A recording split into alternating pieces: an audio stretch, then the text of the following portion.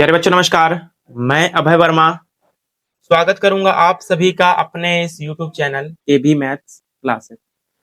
तो प्यारे दोस्त, आज हम सीखने वाले हैं प्रश्नावली 5.1 स्टार्ट कर रहे हैं। ठीक है, इसमें क्वेश्चन नंबर 1 है और क्वेश्चन नंबर 1 में टोटल 4 क्वेश्चन है। तो दोस्त आज हम सिर्फ क्वेश्चन नंबर 1 के पार्ट 2 करेंगे। ठीक है, क्वेश्चन नंबर 1 और क्वेश्चन नंबर 2, फिर कल हम क्वेश्चन नंबर 1 समाप्त कर देंगे। तो प्यारे दोस्त, बहुत ही इजी कॉन्सेप्ट है इसका, क्वेश्चन बहुत ही इजी है। देखिए क्वेश्चन क्या कह रहा है। देखिए, बोल रहा निम्नलिखित स्थितियों में से किन स्थितियों में संबद्ध संख्याओं की सूची एपी है और क्यों। मतलब जब इसको आप सॉल्व करोगे तो एक सूची बनेगी, एक श्रेणी बनेगी, एक सीरीज बनेगी। ठीक है, तो वो सीरीज से आप बताएंगे कि ये एपी है कि नहीं। ठीक है, अगर एपी है तो क्यों है, रीजन भी देना है, कारण भी देना है। तो चलिए ये इसका पार्ट फर्स्ट बिना देर के स्टार्ट करते हैं। दोस्त आप लोग मेरे चैनल पर नए हैं तो चैनल को सब्सक्राइब करके बेल आइकन जरूर दबा कर रखिएगा। ठीक है, ताकि मेरी हर एक नोटिफिकेशन आप लोगों तक पहुंच सके। आइए दोस्त, क्या बोला है इसका क्वेश्चन नंबर 1। बोल रहा है प्रत्येक किलोमीटर के बाद का टैक्सी का किराया, जबकि प्रथम किलोमीटर के लिए किराया 15 रुपए है। तो लिखते चलिए साथ साथ क्या बोल रखा है, सॉल्यूशन में लिखेंगे बच्चा। बोल रहा है प्रथम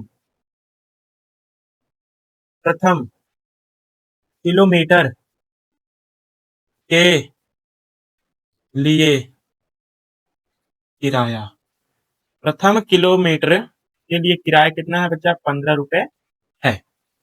ठीक है, और प्रत्येक अतिरिक्त किलोमीटर के लिए 8 रुपए है। लिखिए, प्रत्येक अतिरिक्त प्रत्येक अतिरिक्त किलोमीटर के लिए किराया, प्रत्येक अतिरिक्त किलोमीटर के लिए किराया कितना है बच्चा, 8 रुपए है। ये हमें क्वेश्चन क्या है, मतलब अब इसका मतलब हम समझेंगे क्या कह रहा है क्वेश्चन। क्वेश्चन बोल रहा है दोस्त, प्रथम किलोमीटर के लिए किराया इसने बांध रखा है 15 रुपए।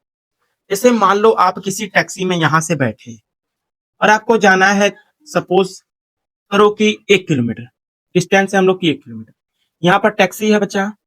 अब आप इस टैक्सी पर बैठे, आपको यहाँ जाना है, तो यहाँ से यहाँ तक जाने में आप लोग का किराया लग जाएगा बच्चा 15 रुपए। कितना लग जाएगा, 15 रुपए ये लग जाएगा। ठीक है, प्रथम किलोमीटर के लिए किराया। ठीक है, आगे बोल रहा है कि और प्रत्येक अतिरिक्त किलोमीटर के लिए किराया, मतलब इससे जस्ट आगे, मतलब 1 किलोमीटर और जाओगे तो 8 रुपए एक्स्ट्रा लगेगा। मतलब जितना किलोमीटर आगे जाओगे उतना 8 8 रुपए बढ़ता जाएगा। आप यहां तक आए, आपसे लगा लिया वो टैक्सी वाला 15 रुपए। अब 1 किलोमीटर आगे और गए तो 8 रुपए और ले लेगा, यानी 23 रुपए ले लेगा यहां से यहां तक आने। अब मान लो 1 किलोमीटर और जाना है आपको, तो 23 रुपए यहां तक की किराया था। अब 8 रुपए और जुड़ जाएगा, 31 रुपए हो जाएगा। ऐसे ही और आगे गए तो 8 रुपए और जुड़ जाएगा। क्या समझ में आ गया बात। अब देखिए, इतना बात तो समझ में आई, मैं उम्मीद करूंगा आप लोग को। ठीक है ना बच्चा। अब देखिए हम श्रेणी बनाते हैं एक। क्या बनाएगा, श्रृंखला। यानी श्रृंखला आप लोग के पास बनकर आएगी बच्चा। श्रृंखला बनेगी, क्या बनेगी, पहले मान लो 15 रुपए किराया लगा आप लोगों से, 15 रुपए। अब आप 1 किलोमीटर आपको कुछ काम पड़ गया और जाना है, तो 8 रुपए और एक्स्ट्रा ले लेगा, यानी 23 रुपए ले लेगा। कुछ और काम पड़ गया बचा, होटल वोटल में जाना है, खाना पीना, तो 1 किलोमीटर और चले गए आप लोग, 31 रुपए लग जाएगा। ऐसे ही फिर चले गए, हम ऐसे ऐसे करते करते करते जितना दूरी आप तय करेंगे 8 8 रुपए बढ़ता जाएगा। तो ये हम लोगों के पास एक श्रृंखला बन गई, एक सीरीज बन गई। ठीक है, अब हम जांच करेंगे बच्चा, क्या जांच करेंगे कि ये समांतर श्रेणी है कि नहीं। समांतर श्रेणी यानी अर्थमेटिक प्रोग्रेशन, जिसे शॉर्ट फॉर्म में हम बताए थे एपी कहेंगे। तो मैंने इसकी इंट्रोडक्शन की वीडियो बना रखी है दोस्त, उसका लिंक मैं इसी वीडियो के डिस्क्रिप्शन में प्रोवाइड करवा दूंगा। वहां से जाकर पहले इंट्रोडक्शन देखिएगा, तब इस वीडियो पर आइएगा आप लोग। ठीक है, अब देखिए दोस्त, ये हम लोगों का है बच्चा A1, सेकेंड टर्म होता है A2, third terms A3, A4, ऐसे A5 6 ऐसे चलता जाएगा। अब हम जांच करें, जांच यहां पर कर रहे हैं बच्चा। जांच जांच करेंगे, सार्वंतर निकालेंगे, डी की वैल्यू निकालेंगे अगर हम, तो डी की वैल्यू क्या होती है, कैसे निकालते हैं बच्चा? A2 में से A1 घटाकर, यानी बाद वाले से पहले वाले पद को घटाकर निकालो। A2 में से, इसमें से नहीं घटाएंगे बच्चा, A1 में से A2 नहीं घटाएंगे, A2 में से A1 घटाएंगे। A2 में से A1 घटा दो बच्चा, क्या आ जाएगा? A2 की वैल्यू 23 है, माइनस A1 की वैल्यू 15 है, घटाएंगे तो क्या आ जाएगा बच्चा? 8 आ गया। आ गया 8। फिर D1, ये मान लो D1 निकला। अब D2 निकाल देते हैं। A2 में से A1 हमने घटा दिया, अब A3 में से A2 घटाएंगे, यानी A3 में से A2 घटाएंगे तो क्या आ जाएगा? A3 की वैल्यू 31 है, माइनस A2 की वैल्यू 23 है, आ गया 8 घटाने पर। फिर D3 निकाल देते हैं बच्चा। D3 निकालेंगे, अब A4 में से घटाएंगे A3 को, A4 minus A3 is equal to आ गया A4 की वैल्यू 39 माइनस 31, A3 की वैल्यू घटा दीजिए, 8 आ गया। तो यहां से हम देख रहे हैं कि D यानी सार्व अंतर, मतलब ऑल टर्म्स के बीच का अंतर समान है। तो जब बच्चा समान रहता है तो वो हम लोगों की एपी रहती है कि नहीं? जब सार्वंतर समान हो तो हम लोग का ये जो सीरीज है, ये जो श्रृंखला है, ये एपी है। क्यों है? क्योंकि सार्वंतर जो है, इनके बीच का सार्व अंतर समान है। बस आप लोग को नीचे यही लिखना है। अच्छा, क्या लिखना है? लिख दे रहा हूं यहाँ पर, मैं यहाँ पर लिखूंगा, आप लोग इसके नीचे लिखिएगा, ठीक है? तो मैं थोड़ा मिटा देता हूँ, ठीक है? मान लो मैं यहाँ लिख रहा हूँ, लिखिए दोस्त। अतः यह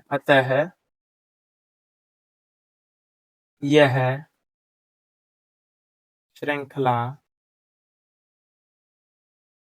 एपी है। अब बच्चा क्यों है? क्योंकि क्योंकि इनके इनके बीच का शार्व अंतर यानी डी, शार्व अंतर यानी डी, शार्व अंतर यानी कॉमन डिफरेंस, जिसे हम डी से रिप्रेजेंट करते हैं। कल ही मैंने आपको बताया, शार्व अंतर समान है। आंसर बचा, बस काम खत्म। बस आप लोग को ऐसे ही 3 क्वेश्चन और बचे हैं, उसका भी जांच करना है। तो मैं उम्मीद करूंगा बच्चा आप लोग को क्वेश्चन नंबर फर्स्ट समझ आ गया होगा। तो दोस्त अब हम चलेंगे इसके पार्ट 2 पर। अब मैं साइड हट जाता हूं, अगर आप लोग को लिखना है लिख सकते हैं, अन्यथा बच्चा जिसको स्क्रीनशॉट लेना है ले सकते हैं, ठीक है? मैं उम्मीद करूंगा प्यारे बच्चों आप लोगों ने स्क्रीनशॉट ले लिए होंगे। आइए बच्चा सीखते हैं हम इसका पार्ट 2। देखिए पार्ट 2 इसका क्या कह रहा है, बहुत इजी क्वेश्चन है ये भी, ध्यान से बस समझना है आप लोग को, ठीक है? आइए बच्चा, बोल रहा है किसी बेलन में उपस्थित, इसमें एक बेलन है, तो क्या हम बेलन बना के समझाएं बढ़िया से? आइए बेलन बना लेता हूं। तो इस साइड में बेलन जैसे बना लिया, ये हम लोगों का बेलन यानी सिलेंडर, ये हम लोग का बेलन है जैसे, ठीक है? इसी बेलन में उपस्थित, इसमें कुछ उपस्थित है, क्या उपस्थित है हमें पता नहीं, आगे देखते हैं क्या पता चलता है। इसी बेलन में उपस्थित हवा की मात्रा, मतलब बेलन में जो है वो हवा भरी है। क्या भरी है बच्चा? हवा भरी है। जबकि वायु निकालने वाला पंप, अच्छा इसमें निकालने वाला पंप भी है क्या यार? एक चलिए हम पंप बना लेते हैं, कोई बात नहीं। ये जैसे पंप बना लिया मैंने, ठीक है? ये पंप है, ऐसे पकड़ के मारते हो ना पंप, ये पंप है, ठीक है?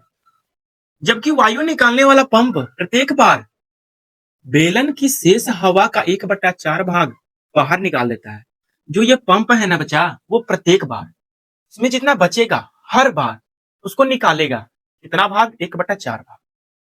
कहां से निकालेगा? तो मान लो एक नली बना दे रहे हैं निकलने वाली, यहाँ मान लो यहां से निकालेगा, ठीक है? यहां से निकाल, जब पंप मारेगा हाय दे तो यहां से निकलेगा गाय दे, ठीक है?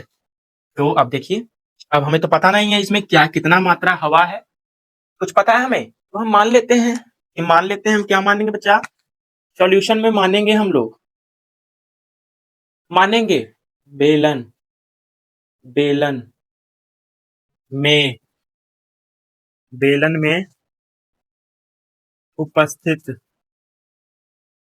उपस्थित हवा की मात्रा मान लेते हैं क्या है? 1 है, 1 है, ठीक है? हवा की मात्रा हम लोगों ने मान लिया 1, इसमें 1 यूनिट हवा भरा है, मतलब पूरा हवा भरा 1 यूनिट।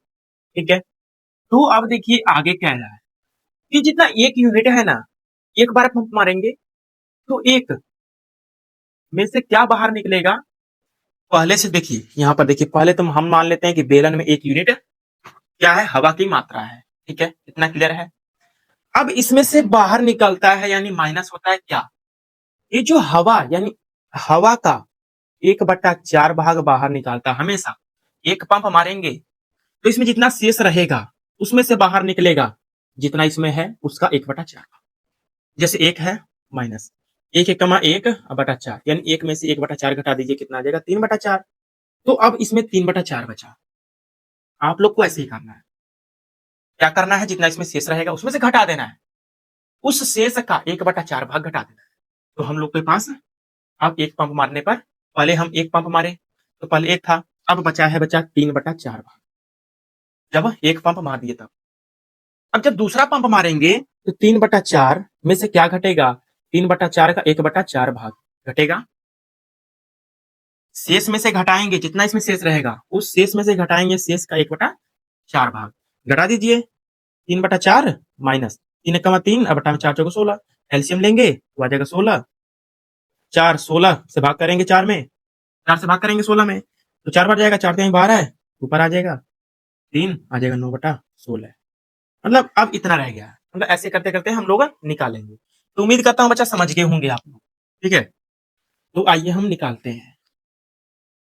ये जो निकलेगी A1 A2 की वैल्यू निकलेगी। ठीक है, पहले थे इसमें एक, पहले अब इसमें 1 यूनिट क्या है, हवा भरी है।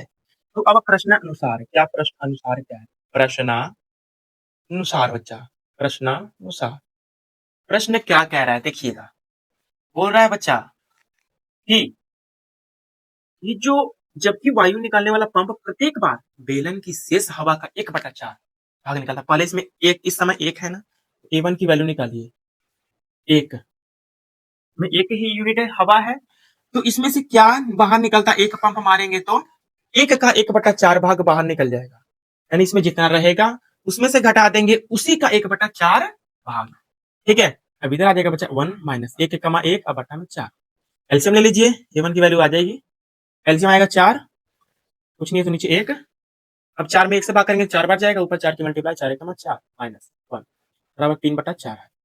ये A1 की वैल्यू 3/4 आ गया। एक पंप मारा हमने, ठीक है, एक पंप हमने मारा तो अब बचा 3/4 भाग, 1/4 भाग बाहर निकल गया, तो अब बचा 3/4 भाग हम लोगों के पास। ठीक है, ये A1 की वैल्यू निकल गई। ठीक है, नहीं नहीं A1 की वैल्यू नहीं बचा, ये बचा है A2 की वैल्यू। A1 की वैल्यू देखिए 1 हमने माना है, A1 की वैल्यू 1 दी हुई है, A2 की वैल्यू हमने निकाला 3/4। अब A3 की वैल्यू निकाल दें, देखिए अब बचा है 3/4 इस पंप में, फिर मारेंगे एक पंप हाई दे तो इसी का मतलब शेष का 1/4 भाग बाहर निकल जाएगा, बचेगा बच्चा 3/4 माइनस 3 और बटा में 4 चौको 16, एलसीएम लेंगे 16 आएगा, 16 में 4 से डिवाइड करेंगे 4 बार जाएगा, ऊपर 4 से मल्टीप्लाई 4 3 12 माइनस 16 में 16 का भाग करें एक बार, ऊपर 1 की मल्टीप्लाई 3 घटा दीजिए 9 बटा में 16। ये A3 की वैल्यू आ गई। या A4 की वैल्यू निकाल दें, लो निकाल देते हैं यार। A4 की वैल्यू क्या आ जाएगी, ये अब दूसरा जब पंप हमने मारा तो 9/16 इसमें हवा बच गया, फिर इसमें से घटाएंगे, क्या घटाएंगे 9/16 में से घटाएंगे 9/16 का 1/4 भाग घटा दिए हमने। अब देखिए बचेगा 9/16।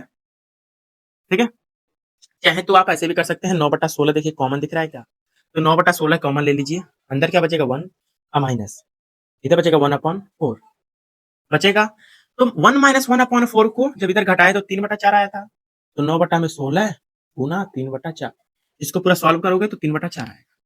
अब मल्टीप्लाई कर दे, 9 किया 27, 16 चौको 64, ये आ गई हम लोगों की A4 की वैल्यू। बस इतना ही हम लोग निकालते हैं। ठीक है, आगे भी निकालते चलेंगे तो बढ़ता जाएगा मतलब निकलता जाएगा, अंत में जाकर पूरा निकल जाएगा। ठीक है, तब देखिए हमारे पास A1 A2 A3 की वैल्यू आ चुकी है, क्या आई है A1 A2 A3 और A4 की वैल्यू हम लोगों ने निकाली, क्या निकाली है बच्चा, पहले तो A1 की वैल्यू 1 हम लोगों ने मानी थी, फिर उसके बाद A2 की वैल्यू 3/4, फिर 9/16, फिर बचा 27 बटा में 64, अभी आगे भी ऐसे ऐसे जाती जाएंगी, निकलती जाएंगी, ठीक है। तो ये हम लोगों ने बस 4 टर्म्स निकाले। अब हम सार्वंतर निकालें। क्या निकालेंगे? सार्व अंतर बचा। क्या निकालेंगे? सार्व अंतर। ये हम बेलन मिटा देते हैं, ठीक है। सार्व अंतर कैसे निकलता है बच्चा? डी की वैल्यू सेकेंड टर्म्स में से फर्स्ट टर्म घटाते हैं। तो डी की वैल्यू निकालेंगे जब a2 माइनस a1 करेंगे। डी की वैल्यू आ जाएगी बच्चा, a2 की वैल्यू क्या है? 3/4। देखिए यहाँ पर में से एक घटा देंगे तो क्या आ जाएगी बच्चा? बताइए। -1/4 आएगी क्या? -1/4 यही आएगी क्या बच्चा? जी बिल्कुल यही आएगी। एलसीएम लेके करेंगे आप लोग तो -1/4। जैसे यहाँ पर कुछ नहीं है तो एक एलसीएम आएगा 4, तो मल्टीप्लाई हो जाएगा एक में 4 का, आ जाएगा -1/4। ये D1 की वैल्यू निकाल देते हैं हम। D2 की वैल्यू निकाल कर देखते हैं। A3 minus A2। तो A3 की वैल्यू हम लोगों के पास क्या है? 9/16। 16 सही से बना लीजिए बच्चा। तो सॉरी यहाँ पर 16 कहाँ बच्चा? 27/64 है। यहाँ पे 9/16 है, ठीक है। 9/16 घटाएंगे 3/4, यही ना। A3 minus A2। एलसीएम लेंगे बच्चा, क्या आ जाएगा? 16। 16 में 16 का डिवाइड करेंगे 1 बार, 1 की मल्टीप्लाई 9 माइनस 4 में 16 में 4 का डिवाइड करेंगे 4 बार जाएगा ऊपर, 4 की मल्टीप्लाई 4 के 12। इधर आ गया बच्चा -3/16। क्या हम लोग का सार्वंतर समान आया? जी बिल्कुल नहीं आया। तो यहाँ से हमें स्पष्ट होता है ये जो श्रृंखला हम लोगों के पास बनी थी ये एपी नहीं है। क्यों नहीं है? क्योंकि इनका सार्व अंतर समान नहीं है। बस आप लोग को नीचे 2 लाइन ये लिखना है। लिखिए फटाफट, मैं बोल रहा हूँ। अतः यह जो श्रृंखला हम लोगों के पास बनी है, आप लोग लिखें अतः यह श्रृंखला एपी नहीं है। अतः यह श्रृंखला एपी नहीं है क्योंकि इनके बीच का सार्व अंतर यानी डी असमान है, यानी समान नहीं है। बस इतना आप लोग लिख दीजिए नीचे, यहाँ पे लिख लीजिएगा बच्चा, ठीक है। आंसर हो जाएगा आप लोग का। ये एपी नहीं है, ठीक है। तो मैंने आज क्वेश्चन नंबर 1 का पार्ट 2 तक सॉल्व कराया। अब कल हम पार्ट 2 इसका बचा है वो भी सॉल्व कर देंगे। तो बच्चा वीडियो कैसी लगी कमेंट में मुझे जरूर बताइएगा, और अपने क्लास 10th के दोस्तों के पास शेयर भी जरूर कीजिएगा बच्चा, ठीक है। और मैं बता दूं कि आप लोग को का बैच, न्यू बैच स्टार्ट हो रहा है क्लास 10 मैथ का, फरवरी से, ठीक है। अब मैं उनका नाम हम सब बता दूंगा आप लोग को। फ्री बैच रहेगा बच्चा, ठीक है। तो आप लोग जरूर जुड़िएगा। जो क्लास 9th में इस समय है, क्लास 10th में अगले साल जाएंगे 2026 में, तो फरवरी से स्टार्ट कर रहा हूँ बच्चा, ठीक है। पूरा अक्टूबर तक कोर्स खत्म कर दूंगा, फिर उसके बाद अक्टूबर चाहे सितंबर तक, फिर उसके बाद क्रैश कोर्स स्टार्ट, और पूरा अच्छे से पढ़ेंगे बच्चा, ठीक है। तो वीडियो कैसी लगी कमेंट में जरूर बताइएगा। मिलेंगे फ्रेंड्स कल। तब तक के लिए नमस्कार, जय हिंद।